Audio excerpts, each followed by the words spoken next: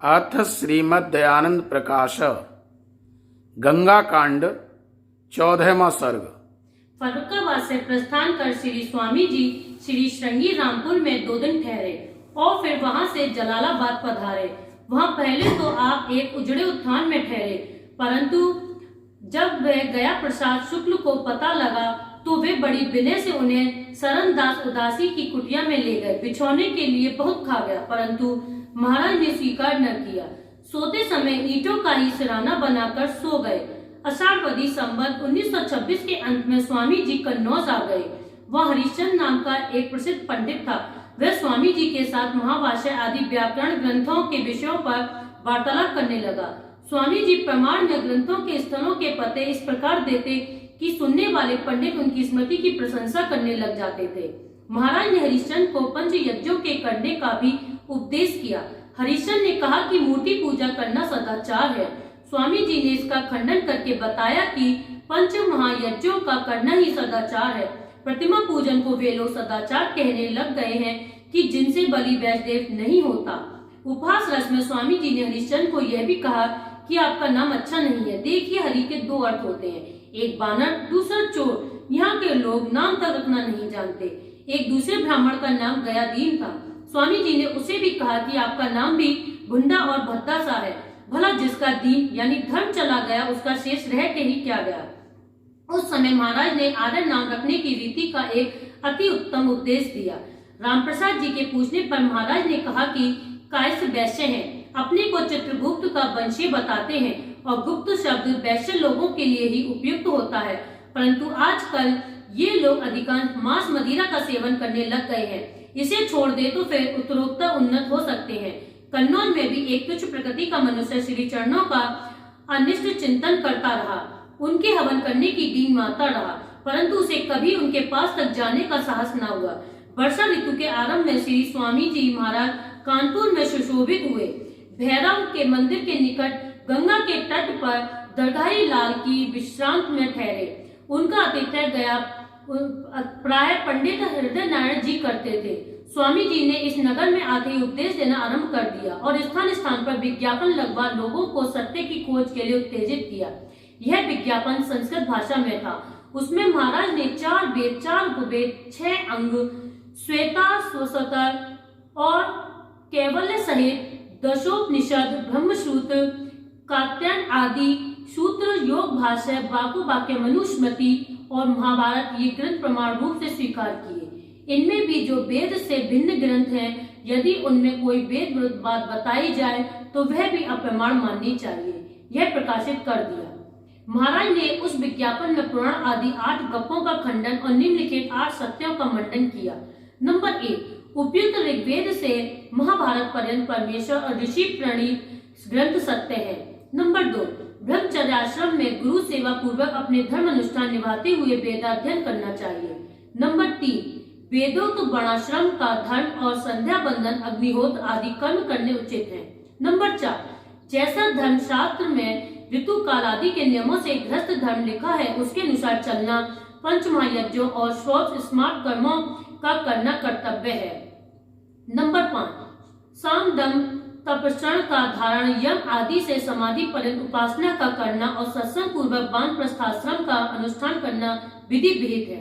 Number 6, विचार, विवेक, वैराग्य, पराविद्या का अभ्यास करना, संन्यास ग्रहण करके सकल कर्मों के फल की वांछा को छोड़ देना उचित है। नंबर 7, जन्म मरण, हर्ष, शोक, काम, क्रोध, लोभ, मोह और संग दोष ये सब अनर्थकारी हैं, इसलिए इन्हें त्यागना शुभ है। नंबर 8, अविद्या, अस्मिता, राग, द्वेष, अभिनिवेश रूप कलेशों से और तमोरजस सत्व गुणों से निवृत्त पाकर पंच महाभूतों से अतीत मोक्ष रूप स्वराज्य को प्राप्त करना परम लक्ष्य है। स्वामी जी के उपदेशों से उनके विज्ञापन में लिखे हुए 8 गप्पों के खंडन से नया पुराना सारा कानपुर एक प्रकार चलायमान हो गया। श्रद्धालु लोग में उत्साह से, नए सुधार से आवेश था और विरोधी जन ईर्ष्या द्वेष के आवेश में आपे से भार हो रहे थे। उस समय विरोधियों के शिरोमणि ब्रह्मानंद सरस्वती बने हुए थे। वह स्थान स्थान पर इस बात का प्रचार करते फिरते थे कि दयानंद के पास नहीं जाना चाहिए, उसका तो मुख देखना भी पाप है, वह नास्तिक है, देव निंदक है, क्रिस्टान है और धर्म भ्रष्ट करने आया है, उसे भैरव घाट से निकाल देना चाहिए। ब्रह्मानंद कुछ पंडितों को साथ लेकर एक दिन स्वामी जी के पास गया भी, परंतु गाली प्रदान करके चला आया। ब्रह्मानंद तो अपनी प्रकृति के कारण ही स्वामी जी के विरुद्ध उधार खाए बैठा था, परंतु दो बड़े प्रतिष्ठित व्यक्ति प्रयाग नारायण और गुरु प्रसाद भी स्वामी जी के प्रतिपक्ष में खड़े हो गए। इसका कारण यह था कि इन दोनों ने कैलाश और बैकुंठ नाम के दो मंदिर बनवाए थे। जब वे दोनों महाशय स्वामी जी को मिले तो उन्होंने उपदेश किया कि आपने लाखों रुपए लगाकर मंदिर खड़े किए हैं, परंतु यह तो बताइए इससे लाभ क्या हुआ है। अधिकारियों को खिला पिलाकर ईंट पत्थरों में बह करके आपने इतना रुपया यूं ही खो दिया है। क्या ही अच्छा होता यदि वह द्रव्य जाति और देश के भले में लगता, मनुष्य मात्र के हितकर कार्य में व्यय होता। 30-30 वर्ष की बड़ी लड़कियां बिना ब्याही कन्नौजियों के घरों में बैठी हैं। यदि उनके ब्याह करा देते अथवा बालक बालिकाओं की कोई पाठशाला स्थापित करके जनित का परिचय देते तो भी अच्छा था। देश में शिल्प का अभाव है, उस द्रव्य से आप यदि एक शिल्पशाला स्थापित करके स्वदेश वासियों में कला कौशल का प्रचार करते तो कितना भारी लोकहित होता। उन महाशय को ऐसी खरी खरी स्पष्ट बातों के सुनने का स्वभाव न था, इसीलिए वे स्वामी जी से कुछ रुष्ट होकर वहां से चले गए और ब्रह्मानंद आदि के साथ मिलकर स्वामी जी से साक्षात करने के लिए हलधर ओझा को समुद्रत करने लगे। अंत को श्रावणवदी 8 संवत 1926 को लक्ष्मण शास्त्री और हलधर ओझा शास्त्रार्थ के लिए समुद्रत हो गए। सारे नगर में प्रसिद्ध हो गया कि आज एक बड़ा भारी शास्त्रार्थ होने होगा। बैरा घाट पर दरिया बिछ गई। नगर के सेठ सावकार सब आकर एकत्रित होने लगे। ठीक शास्त्रार्थ के समय वहां 20-25 सहस्त्र मनुष्यों की भीड़ लग गई। इस शास्त्रार्थ में अनेक उच्च पदाधिकारी कर्मचारी भी आए। सहायक कलेक्टर महाशय थेन भी वहां विद्यमान थे। वे संस्कृत भाषा के भी ज्ञाता थे, इसीलिए सर्वसम्मति से श्रीमान थेन को ही मध्यस्थ नियत किया गया। लोग तो दिन के 1 बजे से पहले आ गए थे, परंतु शास्त्रार्थ नियमानुसार दिन के 2 बजे आरंभ किया गया। प्रारंभ करते समय हलधर ने कहा, स्वामी जी आपने विज्ञापन में जो गप्पम लिखा है वह व्याकरण की रीति से शुद्ध है। इस पर स्वामी जी ने कहा, आप इस समय मूर्ति पूजन आदि में से किसी विषय पर बात चलाएं। शुद्ध पर बात करते रहना विद्यार्थियों का काम है। इन सहस्त्र मनुष्यों का समय इस सूक्ष्म बात में क्यों गंवाना चाहते हो? इस बात को पूछना ही हो तो कल मेरे पास आ जाइएगा, प्रमाण सहित उत्तर दे दूंगा। फिर हलधर ने पूछा, आप महाभारत को मानते हैं या नहीं? स्वामी जी ने उत्तर दिया, हाँ मानता हूँ। ओझा ने एक श्लोक पढ़कर कहा, इसका यह अर्थ है कि एकलव्य भील ने द्रोणाचार्य की मूर्ति सामने रखकर धनुर्विद्या सीखी थी। इस पर स्वामी जी ने कहा, मैं यह कह रहा हूँ कि वेद शास्त्र में कहीं प्रतिमा पूजन नहीं है। आपने जो प्रमाण दिया है उसमें प्रतिमा पूजन की आज्ञा नहीं है। केवल यही लिखा है कि एक भील ने ऐसा किया था, उसको ऐसा करने की किसी ने शिक्षा नहीं दी, तो और ना ही वह आप भी कोई ऋषि मुनि था जिससे उसका कंठ प्रमाण माना जाए। जैसे अंग्रेज लोग चांदमारी करते हैं वैसे ही वह भी लक्ष्य भेद का अभ्यास करता था। कोई पूजन करने के लिए द्रोण की प्रतिमा उसने भी नहीं रखी थी। यदि कहो कि द्रोण की प्रतिमा पास रखने से वह धनुर्विद्या में निपुण हो गया था तो यह भी मिथ्या है। धनुर्विद्या में प्रवीण होने का कारण मूर्ति नहीं थी, किंतु उसका निरंतर अभ्यास था। यह उत्तर सुन ओझा थोड़ी देर तो चुप रहा, परंतु फिर उसने दूसरे ढंग से पूछा कि यदि वेद में मूर्ति पूजा का विधान नहीं है तो निषेध कहाँ है? इस पर महाराज बोले, जब कोई स्वामी अपने सेवक को कहता है कि तुम पश्चिम को जाओ तो अन्य 3 दिशाओं का निषेध अपने आप समझ लिया जाता है। उस समय महाराज ने शास्त्रों के प्रमाण से यह सिद्ध कर दिया कि वेद आदि धर्म ग्रंथ ईश्वर के स्वरूप को निराकार, सर्वत्र परिपूर्ण और अमूर्त मानने की आज्ञा करते हैं। स्वामी जी ने ओझा को बलपूर्वक कहा कि आप अपने पक्ष में वेद का एक तो प्रमाण दीजिए, परंतु वह न दे सका। विषय को टालने की इच्छा से लक्ष्मण शास्त्री ने कहा, स्वामी जी शास्त्र में कहा है कि गुरु राजा कोड़ी मनुष्य की छाया को लगना नहीं चाहिए, पर ग्रंथों में लिखा है कि देवता की छाया नहीं होती, इसीलिए यहाँ देवताओं की छाया से तात्पर्य मूर्ति की छाया से है। लक्ष्मण शास्त्री के उत्तर में स्वामी जी ने कहा, जो आपने कहा कि देवताओं की छाया नहीं होती, यह सत्य नहीं है। पूर्व काल में जब यजमान यज्ञ करते थे तो देवजन वहां आ जाया करते थे। देवों और दैत्यों की लड़ाइयां भी हुआ करती थी, उनमें देव मारे भी जाया करते थे। उनके खान पान आदि व्यवहारों का भी वर्णन लिखा मिलता है। यदि देवों की देह न होती तो पूर्वों की क्रिया कैसे हो सकती है? जहाँ देह होती है वहाँ छाया भी अवश्य होती है। इसीलिए धर्मशास्त्र में देवता की छाया का उल्लंघन न करने की आज्ञा का तात्पर्य यह है कि यज्ञादि कर्मों में उन्हें लांग कर अवज्ञा नहीं करनी चाहिए। ओझा महाशय बीच में बोल उठे, यदि जड़ वस्तुओं में देवत्व नहीं है तो हवन के समय अग्नि में ही आहुति क्यों देते हैं? और जलादि भी तो तत्व है, उनमें सामग्री आदि क्यों नहीं डाली जाती? इसका उत्तर श्री स्वामी जी ने यह दिया कि 5 तत्वों में केवल अग्नि ऐसा तत्व है जिसमें डाली हुई आहुति भस्म हो जाती है, इसीलिए इसमें हवन करते हैं और वेद की भी यही आज्ञा है। परंतु आप यह तो बताएं कि अग्निहोत्र रूप देव पूजन के साथ पत्थर पूजा का क्या संबंध है? मूर्ति को किसी भी शास्त्र में देव नहीं कहा गया है। फिर ब्राह्मण शास्त्री ने कहा कि ईश्वर सर्वव्यापक होने से मूर्ति में भी विद्यमान है, तो वे मूर्ति पूजन में आप क्यों दोष मानते हैं? उत्तर में स्वामी जी ने कहा, जब ईश्वर सर्वव्यापक है तो मूर्ति में क्या विशेषता है जो उसकी पूजा की जाए, और चेतन को छोड़ जड़ पूजन में कोई महत्व भी नहीं है। यह सुनकर स्वामी जी के सारे प्रतिपक्षी अवाक हो गए, किसी को आगे कुछ न सूझा। उस समय थेन महाशय ने हल्दा से कुछ प्रश्न किए और फिर थोड़ी देर स्वामी जी से वार्तालाप करके उनको नमस्कार की और फिर वे उठकर वहां से चले गए। मस्जिद के उठने पर सारी सभा में भूकंप सा आ गया, कोलाहल मच गया। उस गड़बड़ में विरोधियों ने महाराज पर ईंटें भी बरसाई। उसी समय प्रयाग नारायण तिवारी ने 1 रुपए के पैसे हल्दर के सिर से नौछावर कर लुटा दिए और कहा कि उन्हीं की विजय हुई है। फिर क्या था, गंगा की जय और हल्दर की जय के नारे गूंजने लगे। पौराणिक लोग विजय मानते बड़े समारोह से नगर में आए और उन्होंने सोलापुर समाचार पत्र में भी अपनी जय घोषणा कर दी। कुछ आर्य सोलापुर समाचार पत्र लेकर श्री स्वामी जी के समीप गए। उन्होंने पौराणिकों की मिथ्या जय घोषणा का लेख पढ़कर सुनाया। स्वामी जी ने कहा, शास्त्र तो सत्य के निर्णय के लिए किया जाता है, उसमें यदि वे लोग अपनी विजय समझते हैं तो उन्हें प्रसन्न हो लेने दो। मुझे इसका कुछ भी हर्ष शोक नहीं है, परंतु स्वामी जी के भक्तों का मन कब मानता था कि यूं ही मिथ्या समाचार फैल जाए और वे मौन बैठे रहें। वे साहेब कलेक्टर महाशय थेन के पास गए और उन्हें सारा वृत्तांत अधोपांत सुना दिया। उन्होंने उसी समय निम्नलिखित व्यवस्था लिखकर उन्हें दे दी। महाशय, मेरी सम्मति में शास्त्रार्थ के समय स्वामी दयानंद सरस्वती सन्यासी की विजय हुई। उनकी युक्तियां वेदानुकूल थीं। यदि आप चाहें तो मैं अपनी व्यवस्था की पुष्टि में कुछ दिनों में प्रमाण भी दे दूंगा। कानपुर आपका थेन। स्वामी जी के प्रेमियों ने श्रीमान थेन महाशय की व्यवस्था सहित शास्त्रार्थ का पूर्ण वृत्तांत विज्ञापनों द्वारा सारे नगरवासियों को विदित करा दिया, समाचार पत्रों में भी छपवा दिया, जिससे सर्वसाधारण को सच्चाई का ज्ञान हो गया। स्वामी जी की विजय का पता लग गया और प्रतिपक्षियों का कोरा कपट कौशल दिखने लगा। मध्यस्थ महाशय के निर्णय से लोगों के हृदयों पर स्वामी जी के पक्ष की सत्यता का सिक्का बैठ गया। वे ऐसे प्रभावित हुए कि अपनी प्रतिमाओं को धड़ाधड़ जल तल्लालीन करने लगे। कहते हैं कि उस समय कानपुर की यह अवस्था थी कि यदि एक घर में 4 मनुष्य थे तो उनमें से 2 तो अवश्य ही स्वामी जी के अनुगामी हो गए थे। श्री स्वामी जी नस्वार किया करते थे। एक मनुष्य ने पूछा कि क्या इसमें कोई दोष नहीं है। उन्होंने उत्तर दिया कि यदि परोपकार करते हुए शरीर के दोष निवारण इसे ग्रहण करना पड़े तो इसमें कोई दोष नहीं। एक दिन श्रीयुक्त गंगा सहाय जी ने स्वामी जी के पास जाकर पूछा कि प्रतिमा पूजन में क्या दोष है। स्वामी जी ने उत्तर दिया, वेदों की आज्ञा पर चलना धर्म है। वेदों में प्रतिमा पूजन की आज्ञा नहीं है, इसीलिए उनके पूजन में आज्ञा भंग करने का दोष है। पुराणों में जो मूर्तियों का पूजन लिखा है वह सब गप है और असार है। जो यह कहते हैं कि अपनी भावना का फल होता है, उनका कथन भी सत्य नहीं है।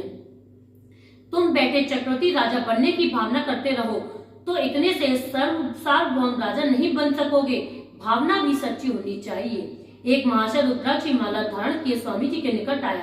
महाराज ने उसे हंसकर कहा कि यह क्या गुठली सी गले में डाले डोलते हो, ऐसी बातों से मुक्ति न होगी। मोक्ष अभिलाषा है तो ब्रह्म ज्ञान प्राप्त कीजिए। उपहास में महाराज ने एक मनुष्य को कहा कि बेलपत्र से प्रतिमा पर चढ़ाने जाते हो तो यह तो नहीं खाएगी, परंतु यदि ऊंट के आगे डाल दो तो उसकी भूख अवश्य मिट जाएगी। एक मनुष्य ने स्वामी जी से लोटा मांगा। महाराज ने पूछा, क्या करोगे? वह बोला, शिव पर जल चढ़ाऊंगा। स्वामी जी ने पूछा, तुम अपने लोटे से क्यों नहीं चढ़ाते? उसने उत्तर दिया, मेरे पास इस समय लोटा नहीं है। स्वामी जी ने कहा, लोटा नहीं है तो मुख तो है, कुल्ले भर भर कर उस पर फेंकते जाओ। महाराज ने एक दिन विनोद में कहा कि पंडित लोग भोले वाले मनुष्य को आधे आधे मंत्र बताकर उनके गुरु बन बैठते हैं, परंतु हम तो प्रश्नों के प्रश्न बता रहे हैं, क्या हम गुरु नहीं बन सकेंगे? भैरव का मंदिर स्वामी जी के निवास स्थान के अति निकट था। उसके विषय में लोग अनेक प्रकार की गप्पे उड़ाते थे। वे कहते थे कि वह भैरव को जो चाहता है कर देता है। इसमें कई मनुष्यों को अपनी शक्ति का चमत्कार दिखाया है। एक दिन इसने कई पहरेबानों को पटक दिया था। स्वामी जी को भी यह कपोल कल्पित कथाएं सुनाई गई। महाराज ने हंसकर कहा, मैं रात दिन भैरव के सिर पर बैठा उसको और उसके सभी देवताओं का खंडन करता रहता हूँ। यदि इसमें कोई सत्ता है तो मुझे तो उठाकर फेंक दे। एक दिन स्वामी जी गंगा में लेटे पड़े थे। एक बाहरी मगर उनके निकट आकर निकला। भक्त प्यारेलाल जी स्वामी जी को संकट के समीप देख भागते हुए समीप आए और पुकारने लगे, स्वामी जी झटपट पानी से बाहर निकल जाइए, एक बड़ा भारी मगर निकल आया है। महाराज यह सुनकर भी गंभीरता से ज्यों के त्यों पड़े रहे और बोले, जब हम इसे कुछ नहीं कहते तो यह भी हमें कुछ न कहेगा। गंगा मंदिर के पुजारियों को लोग गंगा पुत्र कहते हैं। एक गंगा पर स्वामी जी के समीप ही रहता था। उसके प्रातःकाल के नैतिक कर्मों में यह भी एक कर्म था कि वह स्वामी जी से थोड़ी दूर खड़ा होकर नित्य नियम पूर्वक उन्हें गालियां सुनाया करता था। उसका यह पागलपन का पाठ 20 दिन तक निरंतर चलता रहा, परंतु महाराज ने उसे कभी भी कुछ तो नहीं कहा। श्री स्वामी जी के पास नित्य अनेक भक्तजन आया करते थे। उनमें से कोई लड्डू भेंट कर जाता, कोई पेड़े चढ़ा जाता, कोई बादाम मिश्री आदि भोज्य पदार्थ अर्पण कर जाता था।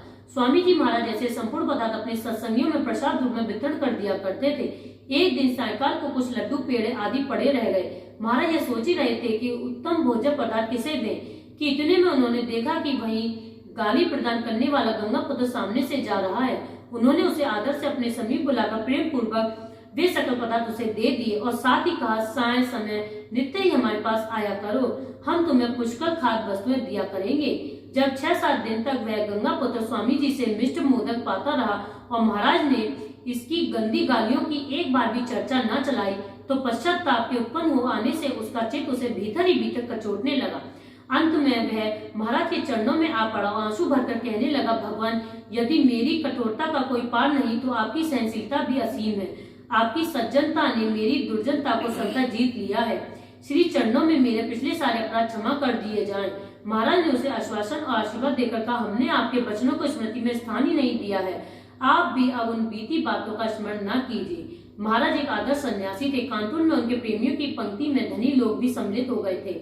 उनके भक्त उनके लिए सुख की यथेष्ट सामग्री उपस्थित करने को समुद्र थे, परंतु दंडातीत भगवान वही भैरव घाट पर बिछोने के बिना ही ऊंचे नीचे भूतल भाग को सया बनाकर मोटी मोटी ईंटों को सराने रखे सुख से सो जाते थे। जल के लिए कलसा और एक कॉपी एक प्रेमी अत्यग्रह से उनके स्थान पर रख गया था। उस समय भक्तों में शिरोमणि हृदय नारायण जी थे। वे अपने भाइयों सहित अपने भक्ति भाजन की सेवा शुश्रूषा में तत्पर रहते। महाराज के कानपुर वास में सेवा करने का अधिक सौभाग्य हृदय नारायण जी को ही प्राप्त हुआ था। जैसे सूर्य देव की किरण चंद्रमा को प्रकाश प्रदान कर उसे चमका देती है, वैसे ही गुरुदेव के शुभ सत्संग से हृदय नारायण जी का हृदय भी उज्जवल हो गया था। संस्कृत भाषा का अध्ययन विशेष न करने पर भी वे देववाणी में बोलने तक लग गए थे। हृदय नारायण जी से श्री स्वामी जी विपुल प्रेम भी करते थे, परंतु जब उन्होंने पूछा कि भगवान, सुना है आप इस स्थान से जाना चाहते हैं, किस दिन प्रस्थान कीजिएगा, तो महाराज ने उत्तर दिया कि मैं नहीं बता सकता। लोगों ने पत्र व्यवहार का पता मांगा तो भी किसी को कुछ नहीं बताया। जिस दिन स्वामी जी को प्रस्थान करना था, रसोइये ने पूछा कि भगवान भोजन बनाऊं, तो महाराज ने उसे ना कर दी। वे लोटा और नई कॉपी वहीं छोड़कर चुपचाप चले गए। अधिक दिन चढ़ने पर प्रेमी जन श्री दर्शनों को आए तो स्वामी जी आसन पर ना थे। भक्तजन इस विचार से कि संभव है श्री महाराज दूर तक भ्रमण करने निकल गए हो और देर से आए, दर्शनों की लालसा में वहीं बैठ गए। जब प्रतीक्षा करते करते सायंकाल हो गया और स्वामी जी न लौटे तो भक्तों ने समझ लिया कि जिसकी मोहिनी मूर्त को 3 मास तक अपने मनोमंदिर में अति ममता के साथ हम पूछते रहे हैं, वे अपने बीत राग हैं, इतने निर्मम हैं कि चुपचाप प्रस्थान कर गए। अंत में बड़े उदास भाव से वे सब अपने अपने घरों को वापस लौट आए। कानपुर से चलकर श्री स्वामी जी शिवराजपुर, फतेहपुर और मिर्जापुर आदि स्थानों में उपदेश देते हुए प्रयाग चले गए। वहाँ एक शिव साय नाम का ब्राह्मण रहता था। उसने वाल्मीकि रामायण पर टीका रची थी। स्वामी जी ने पहले वह टीका मंगाई। टीका में अनेक दोष प्रदर्शित किए। शिव साय था बड़ा अभिमानी और अपने दोषों को स्वीकार करना तो दूर रहा, वह उल्टा शास्त्रार्थ पर उतर आया। थोड़े ही समय में वादिगज के श्री दयानंद ने शिव सहाय के घमंड घटाटोप को अपने पांडित्य की प्रबल पवन से छिन्न भिन्न कर दिया। वह ब्राह्मण बाद में इतना लज्जित और स्वामी जी से इतना भयभीत हुआ कि स्थान छोड़कर काशी की ओर भाग निकला। स्वामी जी भी उनके पीछे पीछे हो लिए। इति 14 सर्गः गंगा कांड श्रीमद्दयानंद प्रकाश। बंधुओं, यह महर्षि का जीवन चरित्र का एक सर्ग था। इस वीडियो को बनाने का एकमात्र उद्देश्य है कि हम ऋषि की सहन शक्ति, उनकी तर्क, उनके प्रचार करने के तौर तरीके हम निश्चित रूप से सीखें और अधिक से अधिक जीवन जो ऋषि का बड़ा पवित्र, मार्मिक और परोपकारी जीवन है, किस प्रकार से वह अपने प्रतिद्वंदियों को अपने सामने नतमस्तक करा देते हैं, यह हम सब के लिए अनुकरणीय और सीखने योग्य बातें हैं। इसलिए हम सब ऋषि के इस जीवन चरित्र को जितना अधिक से अधिक लोगों तक पहुंचाएंगे उतना ही हम आर्य समाज का और ऋषि ध्यान का प्रचार प्रसार करेंगे। धन्यवाद।